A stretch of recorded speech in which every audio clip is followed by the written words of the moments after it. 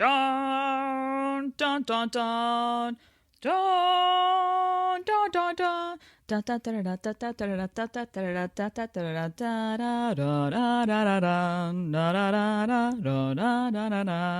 This is I Read Star Wars Comic Books, Episode 3, in which we will talk about a plethora of stories that take place in or around the age of the Old Republic. I am Kara Szamborski, and I'm here with Brian Murray. Hello. And we're going to start things off with one of my favorite terrible Star Wars characters, Darth Maul. Everyone's awful son. He's just... Okay, so Darth Maul appears in Star Wars Episode 1, The Phantom Menace, for about 10 minutes, but it's during a really cool fight scene, and he has a really distinct look, and I would maybe argue that he's the Boba Fett of the prequel trilogy, because I mean, he's got a cool look, and that's why everyone's like, oh, that dude. But he looks super cool, dies like a punk falling down a hole. All right, this analogy was a good one. So that said, Darth Maul became a really interesting character in terms of the universe that happens around the movies. So Darth Maul canonly comes back in Star Wars The Clone Wars, which Disney has accepted as canon, and his appearances continue through Star Wars Rebels, and then there's that cameo at the end of Solo, where we see him as the head of a crime syndicate. I think this is the moment where we say this is full spoilers for all Star Wars things. Yeah, pretty much anything Star Wars might get spoiled from here on out. So Darth Maul has so much story potential because basically all we know about him from the movie is that he's angry and he wants to kill some Jedi.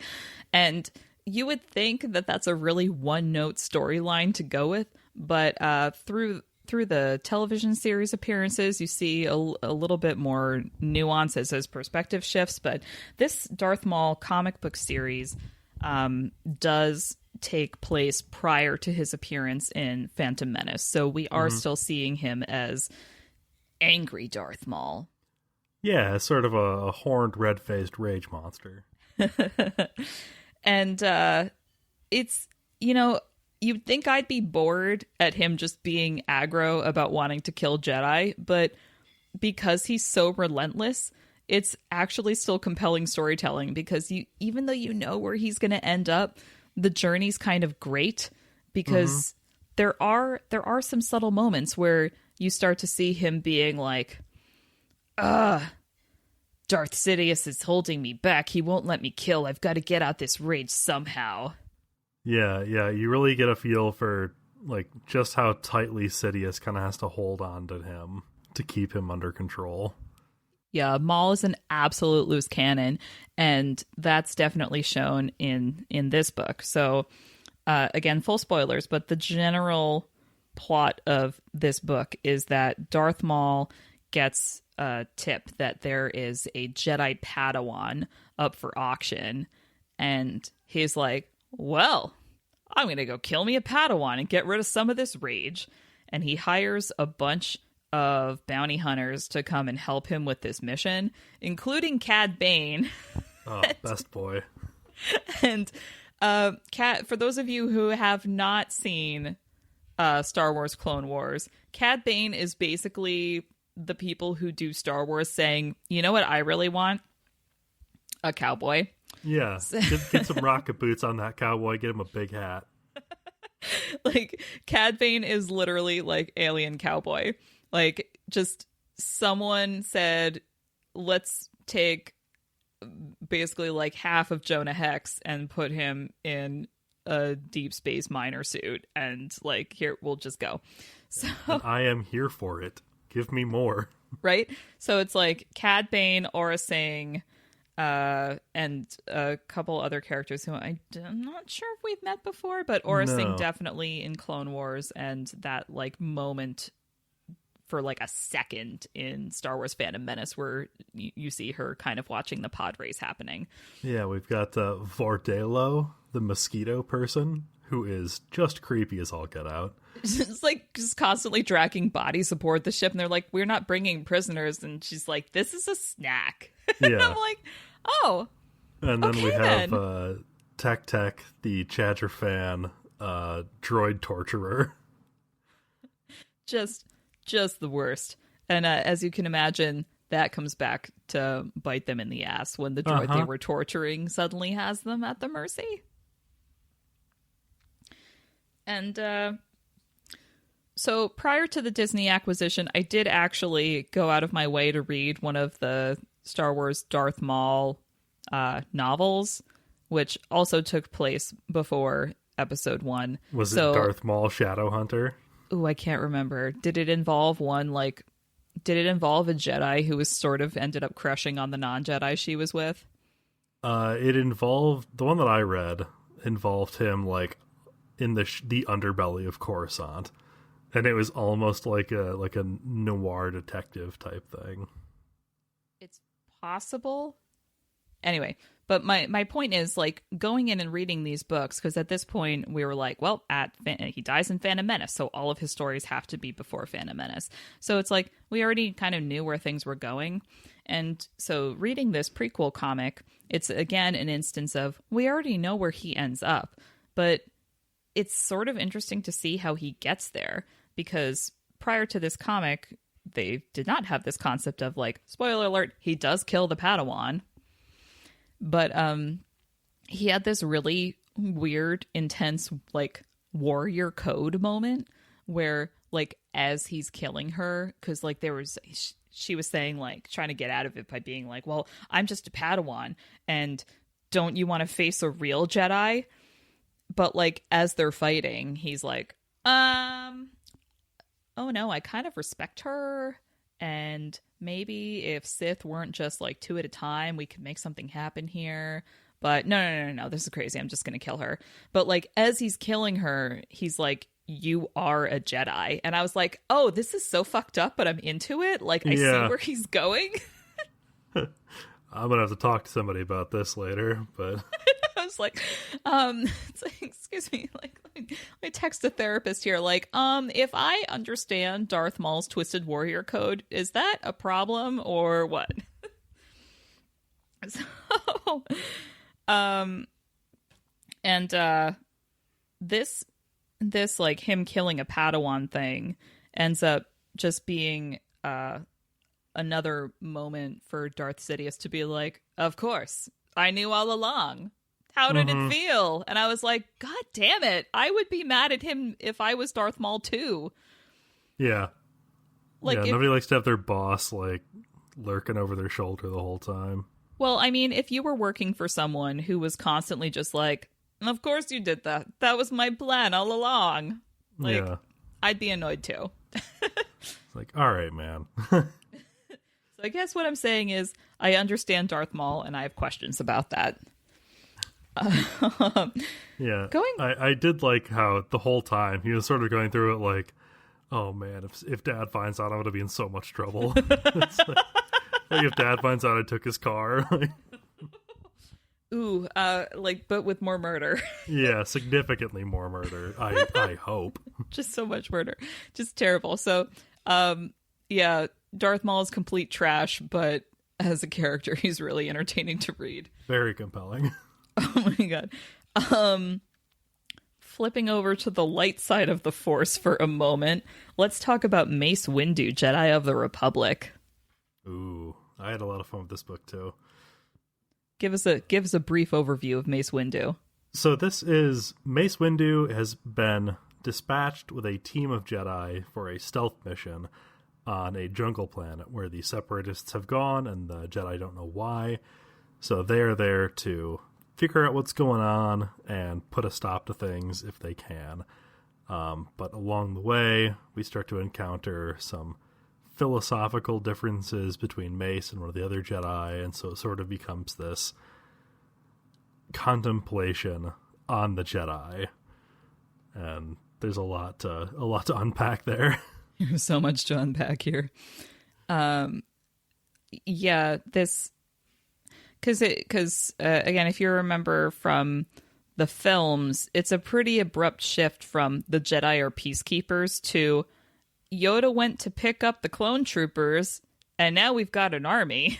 Yeah, we're like generals now. Yeah, like that was a very abrupt shift. So this comic is a moment for exploration of how maybe not all the Jedi are cool with that thought. Yeah, and how like it wasn't just abrupt for us as audience members, it was abrupt for the Jedi. Because some of them are definitely just like, this is garbage. What the hell?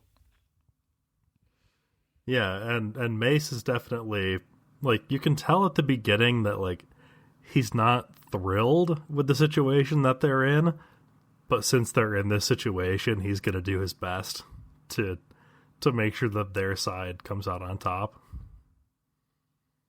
Yeah, I think that Mace Windu has always been one of the more intense Jedi, and this book shows that very nicely.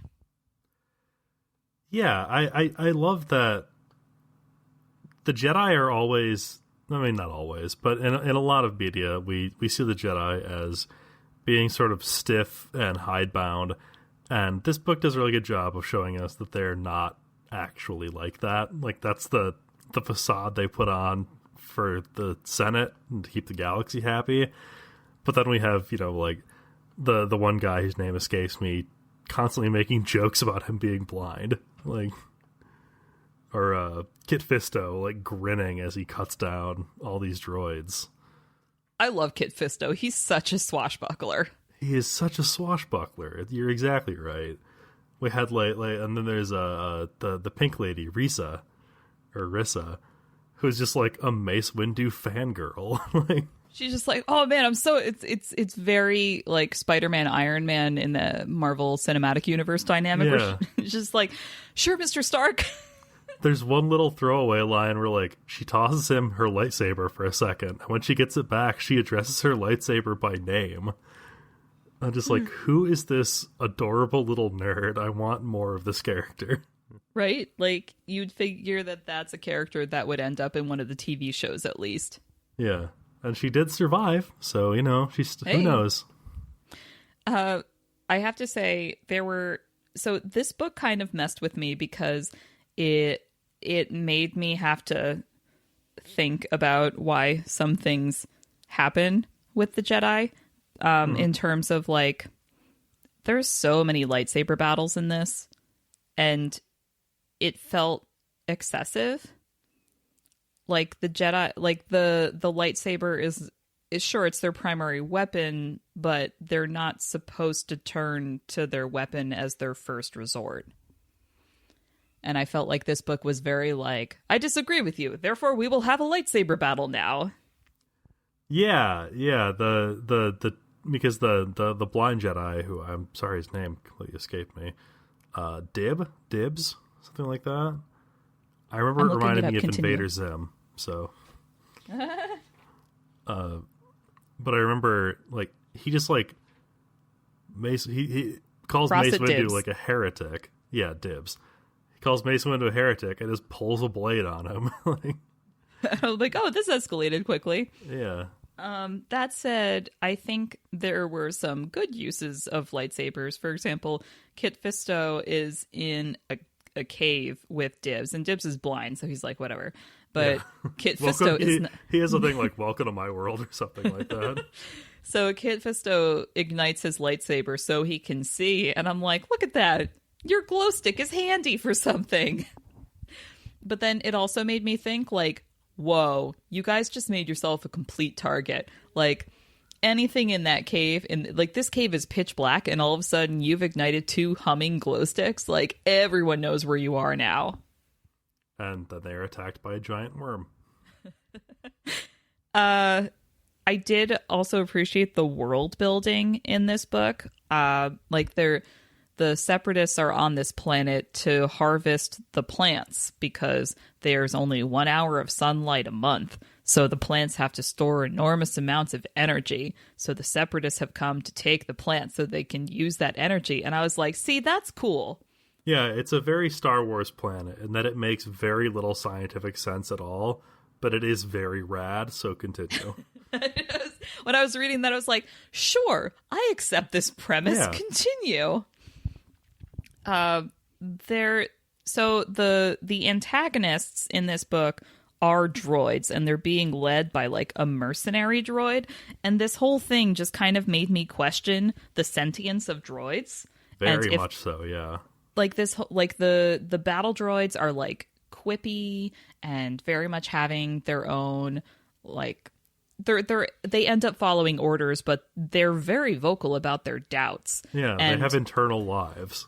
Totally. And this like mercenary droid who's kind of leading them definitely like has a personality, has goals, but also makes references to his like overriding programming.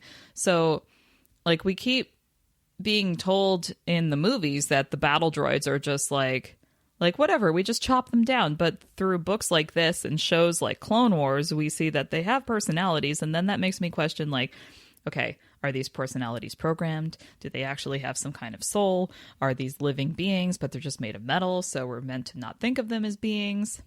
Yeah. Why do droids feel pain? Why do they feel fear for their lives? Like, what kind of a sadist would program that? Right? Like, I have so many questions, and I'm very uncomfortable. And I do want to talk briefly about the art style on this, because much like our earlier discussion about Obi-Wan and Anakin, I feel like this book did a good job of being like, here are these characters that you know, but we're not going to trace Samuel L. Jackson's face for all of Mace Windu's stuff. Mm-hmm. Yeah, it's like, absolutely. It's like stylized enough where it fit the art style for this particular artist, but you still like knew who everyone was, and there was kind of like a blockiness to some of the faces that I thought worked for this more alien planet than some of the terrain we've seen in the Star Wars movies. Yeah, it reminded me just a tiny bit of the original Clone Wars cartoon series, like the Cartoon Network early 2000s Clone Wars cartoon. Yeah. Mm-hmm. It very much reminded me of that sort of square and circle style. Mm-hmm. Yeah, this I would say my last note about this book is that it kind of made me be like, yeah, the Jedi kind of have lost their way. And I don't want to go so far as to say that Sidious and Anakin are right, but you know, you can question something and not like turn into a murderous monster. Yeah. I mean, that's what Ahsoka did. Spoilers. Yeah. Mace Windu has a moment where he's the gist of what he's saying is this refusal to accept gray areas. And it's like, that is exactly why you guys have all the problems you have. If you would just be a little more accepting of ambiguity, maybe, I don't know, you wouldn't have so many Jedi falling to the dark side. Only a Sith deals in absolutes, remember? Oh. Speaking of the Sith, let's pivot back to the dark side a little bit. Let's talk about Age of Republic villains. All right, so there's two Age of Republic collections, Age of Republic villains and Age of Republic heroes. We'll talk about both of them briefly, and they are collections of these like one-shot stories of the characters that we know from since it's Age of Republic, so it's the Old Republic, so that's the prequel movies. And so it's kind of a closer look at all these characters that we know and giving them little extra stories. So I am glad that I read the Darth Maul book prior to reading this collection, because there is a Darth Maul story that references him killing that Padawan, and that would have just been a surprise to me if I had not read Darth Maul first, but then that gave me like a continuity, so I was like, aha, okay, so this takes place after the Darth Maul series, but prior to episode 1, and now I can continue. So we see a little bit more of Sidious kind of continuing, I don't want to call it training, we'll call it brainwashing, where he brings him to this Sith temple and tells him to like inhale the dust that's like the ashes of his fallen Sith ancestors or whatever. Gross. It's real gross and creepy. So Maul ends up having this like hallucination that he's really a Jedi and is like helping his like Dathomirian brethren, and he rejects this premise so utterly that he straight up murders everybody within his hallucination. And it's kind of intense.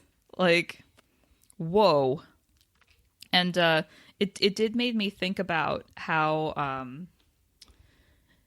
you know, they in the movies they do refer to the Jedi as like following a religion of the Force, or like how like I think it's in A New Hope where they're talking to Vader about his like out your faith in this ancient religion or something like that. Yeah. So like if we accept the premise that the Jedi and the Sith are both kind of like religious orders in their own way, then it like this Maul story made me feel that like Sidious is using this Sith doctrine to kind of achieve his own ends of secular power. Like I feel like he's using the Sith stuff to get to his goal of ruling the galaxy, whereas Darth Maul was brought into this doctrine and he's viewing the kind of secular power they're gaining as a way he can kind of achieve his emotional resolution of fucking shit up for the Jedi. Yeah. And I just like this one shot issue made me make these connections that I don't think were kind of explored prior to this story. But yeah, there's a Jango Fett one shot in here where Jango goes on a mission and he brings Boba Fett with him. Boba Fett. And Boba's a young kid, and like you kind of see them talking on their ship, and Boba's basically like, why are we going on this mission with these like bounty hunters that I've never heard of when we can go with name drop all these bounty hunters that we've seen in the movies? And Jango's like, well, this is part of your education, because the whole point here is that we don't know these guys, so it'll be like a wild card situation and we can practice like being aware of our situation. And I'm like, sir, your son is like 8 years old right now. Like, is this the best path? He's too young for improv class. So they're going to basically like retrieve this Twi'lek girl who's like run away from her family or something. And why is it always a Twi'lek girl, first of all? Yeah, there's a thing there. That's gotta be, there's something. Like, I don't know what it is, but there's something. They found the girl, and then the other bounty hunters that they're with decide, ooh, do we really want to share this payday? Let's go with no. And so some of them like turn their knives on Boba Fett, and they're like, Jango, give up the girl and your son will live. And Jango's just kind of like, no. And they're really confused until Boba just shoots them, because he was just like, you should always learn to search your prisoners. And I was like, damn. Okay, small murder boy. Oh man. There is a moment in this one shot where when you kind of see Jango Fett being approached to like sell his genetic material to turn into the clone army. And he's like, well, I mean, there's so many people with my skills that you could be choosing from. And they're like, well, we really want your stuff. And he's like, it's because I'm human, right? And I was like, ooh, are we talking about subtle racism in the Star Wars universe? Because, which is something that I think since Disney's acquired the property, they've been exploring a little more explicitly. I think in the original trilogy for the films, all the stormtroopers were just humans because they were all in the same armor. But since Disney acquired it, they're doing a lot more like, yeah, the Empire only wants humans. And kind of like leaning a little bit more into the whole, like, yep, these are definitely space Nazis. That was a little more explicit in the expanded universe back in the day, but not to the degree that it is now, certainly. Mm-hmm. So yeah. This is kind of throwing me for a loop, though, because I thought that Boba Fett was a clone of Jango Fett. Yes. But, yeah, he is, but he's not, like, with the accelerated growth stuff. Right. So I guess, like, was it, like, a flashback to when he was being recruited for the clone army, then? When Jango was being approached to be like, hey, can we use your genetic material? Yeah. And Jango's like, I guess you need a human. And that was before Boba Fett was cloned, though, right? Yeah. Okay. And so he goes like, this I also have timeline mix up, I guess.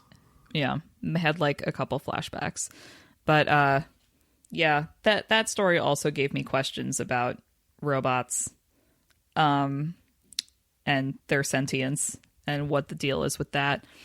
There's a Dooku story in here, and there's a Jedi character in it who's a tiger person. Like, it's a bipedal tiger, and I don't know why, but this was really distracting for me because I just kept wondering why they wouldn't just straight up make it a tiger then. Like, not all Jedi have to be like bipedal humanoid creatures. Like, why not just let it be a tiger that has force powers and is like running around on all fours roaring? Like, I am distracted by the fact that this man has a tiger's head and tiger paws. You know? Like, I don't know. Maybe this is just me, but I just let the furries have this one. Like, I'm totally willing to accept Admiral Akbar as like a man with a squid head, but like tiger head is way too far for me. Got it. I'm glad that we can establish the bounds. But fish person, no problem. Tiger person, you've gone too far, sir.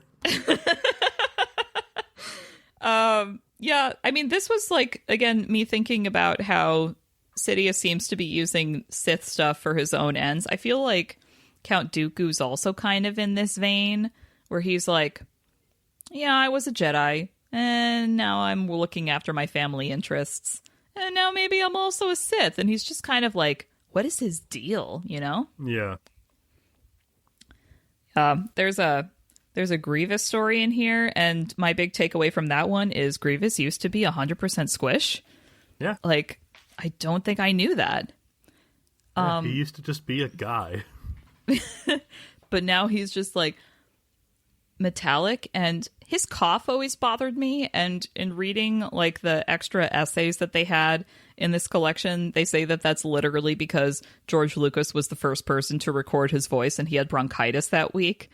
And I'm like, really? That was your plan? That's how this happens? Oh, man.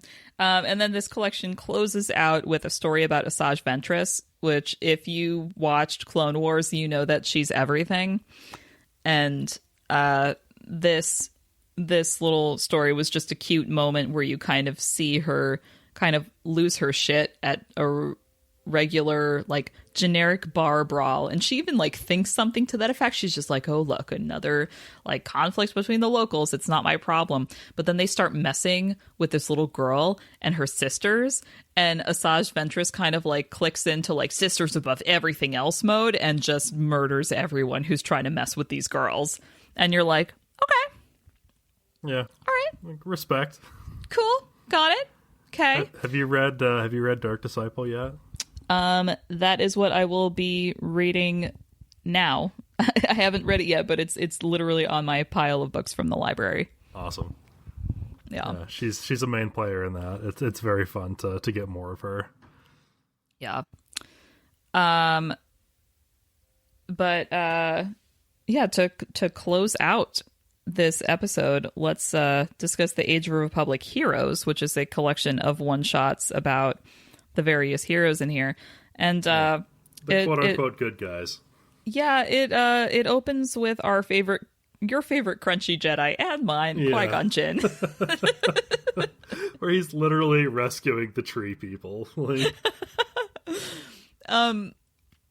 Not to be a 12-year-old boy, but I did laugh out loud when I saw that the person that he's trying to save is called Mistress of Wood. And I was like, oh, come on. Who approved this?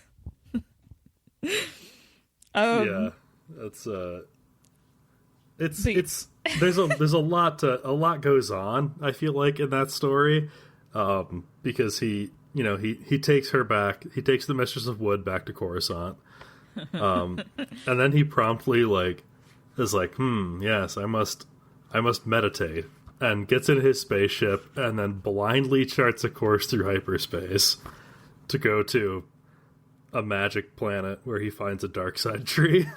He's literally like, the Force will guide me, and if I die, that's the Force's will. And I'm like, you hippie, stop it. Yeah. It's like, yeah, like maybe the Force helps those who help themselves, right? I'm like, Qui-Gon, should I be worried for Obi-Wan now? Like, no wonder he's such a stickler for rules if this is how you are. Yeah, exactly. So he winds up in the dark side tree, which, as a sidebar, I love how there are dark side trees all over the galaxy. Sure. Of course. Plants can be evil too. Yeah. And so he, has a meditation hallucination and comes to some conclusion about balance in the process. I was unclear on why exactly. Okay, but let's talk about the sequence where he's fighting the tree hallucination, because that's a really great comic book sequence. Yes, it's very well done. It's very visually dynamic, and the way the panel barriers are made of these red thorny vines for one page, and it's very cool. Yeah, that whole sequence is one of the more interesting comic book layouts I think I've seen recently. And I think the ambivalence of the takeaway from his hallucination is part of the point. Like, he knows something bad is going on, but he doesn't know what it is. And I kind of want to reach through the panel and be like, it's you, Qui-Gon. It's you and your weird decisions. Shaken by his smelly robes. Just be like, can you not? Like, can you not? There's an Obi-Wan story in here, and it's basically the same idea as the Jango and Boba Fett one in the Villains collection, in that little Anakin gets captured, and Obi-Wan's like, fine. And Anakin uses rocks to knock out his captor, and you're like, oh, no wonder Obi-Wan was just like, Anakin's fine in that whole mini series that they had. He's seen him do this before. Yeah, he knows that Anakin will be okay. It's like, oh, you're trying to capture Anakin, a former slave? Yeah, see how that goes for you. Have fun with that. Yeah, I loved the bird people space pirates in that too. I thought they were cool designs. I really enjoyed how so Anakin and Obi-Wan go on this mission. I think this is the first time that Anakin's getting to come along on a mission. Yeah. And they arrive at the planet of the bird people to protect these archaeological findings. And the bird people are like, oh, well, you wouldn't be here unless it was something good. So I guess we'll take whatever you're guarding now, which is actually pretty sound logic. Yeah, for sure. But then as soon as Obi-Wan ignites his lightsaber, the leader of the bird people is like, fuck that, I want the shiny stick. Go get the shiny stick. Yeah. Which is the same. Yeah. All right. Okay. So we go from there to an Anakin story, where we start off in a space battle, like so many Anakin stories do. It's his element. Yeah. And my favorite part about that was seeing these weird proto Y-wings in action, because I'm a giant spaceship geek when it comes to Star Wars. You nerd. If you knew how much money I've spent on Star Wars X-Wing miniatures, it's a lot. It's a lot of money. But we got to see Wolf Yularen again, and I immediately heard everything in his voice, because his voice in Clone Wars is one of the most distinct things I can remember. Oh, man. these Anakin stories, like, he's like, So again sad. with the whole slavery thing, like, they just, you can totally see how he was just looking at this system being like, the system is broken, slavery is bullshit, I'm just going to take control of everything and then I can stop it. And you're like, oh, Yeah. I see why you'd think that. You're not wrong exactly, but We have concerns, but we see how you got to your conclusion. yeah. They brought back one of my favorite Obi-Wan looks for this comic, too, which is that Yeah. weird, like, clone trooper pauldron armor thing, Oh, yeah. where he's, like, wearing his Jedi robes like normal, but then he also has just, like, the neck and shoulder pieces from clone trooper armor, kind of. Which, why would you do that? The whole point of the Jedi outfit is that it allows for greater mobility, but if all of a sudden you've completely immobilized your shoulders, not even your full torso, it's just like, how are Yeah. you supposed to, you can't even shrug. How are you supposed to even, like, what if you need to squeeze through an air vent or something? That happens all the time in Star Yeah, Wars. Jedi are frequently in air vents. Oh, man. I don't know, it's a thing. Yeah, so there's this Padme story that I appreciated because it actually let the handmaidens talk. And upon rewatching the prequels, I noticed the other day, like last year when I was rewatching them, that Rose Byrne is one of the handmaidens. And like, there's some famous handmaidens in there. Like in episode 1, Keira Knightley is one of the handmaidens. And like Rose Byrne is one of the handmaidens. So it's like, why wouldn't you give these women more dialogue? But like, you know, why would we give women more dialogue? But in the comics, like, I know, do better, Star Wars. And, so we get to see kind of this comic opens with one of the handmaidens catching Padme and Anakin making out, and Anakin's like, we weren't doing anything, and she just kind of like looks at him, and you're like, oh yeah, dude, girls know everything. Sorry to burst your bubble, but they definitely know. Yeah, of course she told her best girlfriends about her secret boyfriend. Like, Duh. Like, they're sworn to her protection and secrecy. Of course she's going to tell them like that she's seeing you, because that's a huge security concern. yeah. And there's a moment where the handmaidens are talking to one another, and they're just like, so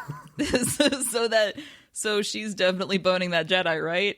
Yep. Yeah, that should be fine, right? I guess. And you're like, ooh, no. One of them is just like, I know, it just seems ill-advised. And I'm like, yeah, you think? Maybe a little? Just a bit. Like, we have, like, are you complicit in this problem now? Do you know anything about the Jedi and how they would feel about this? But it also shows, like, how loyal to Padme they are, because instead of being like, we should maybe tell someone, they're like, we should maybe never tell someone. Yeah. But I have questions for Padme, because she, like, explicitly tells the handmaidens, like, I know we said we're going to this planet, but we're actually going to this other planet, and I'm not telling my secret Jedi boyfriend, because then he'll definitely follow us. And I was like, oh, yeah, that's a red flag. If you're afraid of telling your lover where you're going because you're afraid he might follow you. Yeah, listeners, if you're lying about your whereabouts to your significant other, that's a bad sign. Like, that is not encouraging at all. So, basically, I appreciated this comic because it showed more of, like, Clone Wars, the series Padme, who's awesome, as opposed to movie Padme, who they just didn't give her a lot to work with. It's like nobody knows what to do with Natalie Portman once they get her in a movie. No, it's such a shame, because she's like a fine actress. Just give her something to work with, you know? Yeah. I basically feel like with the entire prequel trilogy, the direction was flat. Like we want monotone everything. And because that's what we got from basically everyone except, let's go with Christopher Lee. Probably had the most nuanced delivery. But it's he's a professional. Lee. Yeah. Well, I'm sure because at that point in his career, I'm sure he was just like, oh, you gave me a direction? That's adorable. Yeah. We recognize the council's made a decision. I didn't care for, at the very end of the Padme story, her, like, straight up icing that sniper. Like, well, blasters have stun settings. Maybe that one didn't. Maybe she forgot. Maybe she just really felt strongly about protecting the squishy purple people. Yeah, but boy, she just shot that lady in the back. Yep. Just did that thing. That's kind of grim. Did that thing. I never said she was a perfect character. It just seems a little out of left field for her. Like, I know she's willing to shoot people and able to, but that just seemed like she had another choice there. These comics give me so many questions, Brian. Yeah. There's a Mace Windu story in here where he's basically freeing some child soldiers from a warlord. And again, people are like, I want this shiny lightsaber stick thing. And he's like, you'll have to fight me.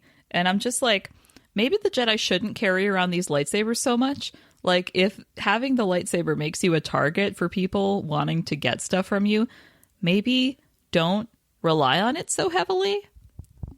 Yeah, that's a good point, Like, a thought. Everybody wants to kill you and take your lightsaber. It's like, maybe don't have the lightsaber with you then? Because it's like, it's not like they need it. Like, Yoda can lift an X-Wing out of a swamp. He doesn't need a lightsaber. They just did that for, I don't know, the fans in the prequels or whatever. All of a sudden he's flipping all over the place. And I'm like, you don't need that lightsaber though, man. You could probably suck all the air out of this room if you wanted to. That was tough. That was tough to see. Yeah, that was the thing that happened. The last story in this collection is a Jar Jar story. Jar Jar's big day. And there's this one panel where it's like really dramatic and his ears are blowing in the wind and he's holding a lit lightsaber and you're like, oh shit. And then he immediately explains how he's like almost killed himself 3 times with it. And, and you're like, oh, Jar Jar. Yeah, there he is. There's that guy. There we go. But I do appreciate that he's like, so he has the lightsaber because he's going after one of the clone troopers who's like run off to do a mission on his own that's probably going to end in death. And Jar Jar's like, you're an idiot. Why would you do this? Yeah. And the clone trooper's like, you're the one who almost killed yourself with a lightsaber. What are you doing? And they're both just kind of like, meh.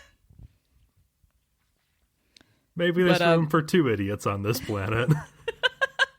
I did really like the art style for the Jar Jar comic, though. There's a lot of really saturated colors and bold, almost cartoonish lines that just work. I mean, Jar Jar, for all his many, many problems, was designed to be comedic effect. So you may as well use him in a more cartoonish comic relief story. I was gonna say Jar Jar is also bold and cartoonish, so so this works. All right, overall thoughts from our journey to the Old Republic, Brian. I really enjoyed the Age of Republic books. I thought it was really cool to get all these different stories, even if there was a lot of echoing, like you said with the Obi-Wan and the Jango comics. But I thought it was really cool that they took this opportunity to branch out and get away from the Skywalker story, to talk about a little bit about what Padme's been up to, what Jango Fett have been up to. What about you? I definitely liked the shorter one-shots because for some of these characters, like, I kind of feel like I do have all the information that I need about them, but it's nice to have a little extra, Whereas characters like Darth Maul, I appreciated that he got his own miniseries because I will read stories about that trash boy all day long. Mm-hmm. Just terrible. But if they made a Jar Jar ongoing, I think that I would be passing on that one. That would be a bit of a stretch. All right.